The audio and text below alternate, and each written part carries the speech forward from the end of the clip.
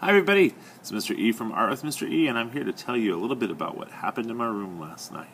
Nope, nothing bad or scary. We had our annual multicultural fair. Now normally for the multicultural fair, I have my students create collaborative banners prior to that deal with each grade level's selected country, continent that they've been studying for the multicultural fair.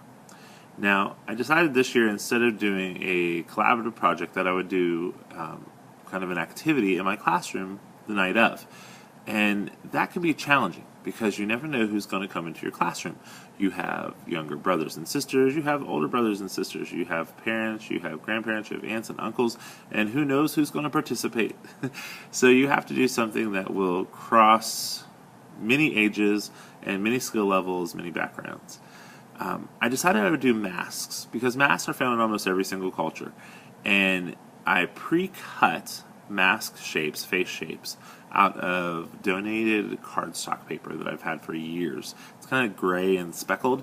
I use it in my classroom, but I had so much of it, I thought, well, that would be good. It was free, and it will be a good surface for them to work on. So I pre-cut kind of a face shape.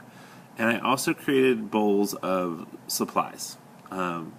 Put some markers, some crayons, some other materials in the bowls, and placed that at each of the table with a mask for each chair.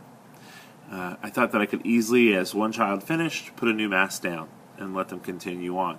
Now, my room got slammed right away, and there was parents and grandparents and everybody lining the walls as kids were working.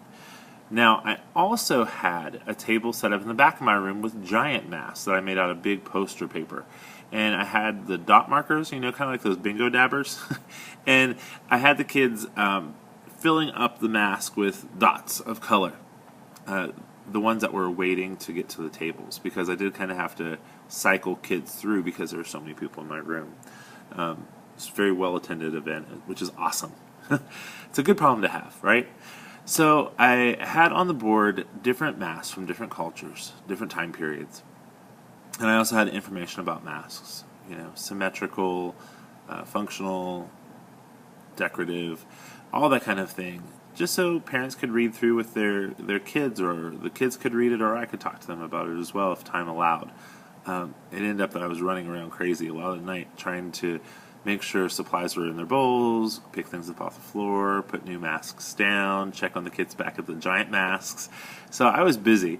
I didn't have a lot of time to talk to the kids, but it kind of ran real smoothly for the most part, and everybody had a blast. The masks that were created were different and fun, and I just told the kids to enjoy themselves creating. And I even had one little boy talk to his mom because she's like, I'm not good at art, I can't do art, I can't draw anything. And he just looked at her and he's like, pick up the crayon and put it to the paper, Mom. Don't be afraid. Just do it. I love that. So the kids got to take their masks home, and I have the giant masks that they created displayed in the hallway. So it was a super fun night, and sometimes change is good because the banners, to me, like when we first started doing the multicultural fair, I was like, well, how can I participate? What can I do? What would be good and meaningful for the kids? And what would take the least amount of time away from my class time? I know that sounds terrible, but I've got so much I need to accomplish. So this was great though, and I look forward to trying to do a project next year as well with the students during the multicultural fair because it went so well. Anyway, if you guys have multicultural fairs or fall festivals and you need some ideas, tips, or tricks, please leave a comment or email me. Have a great day. Bye.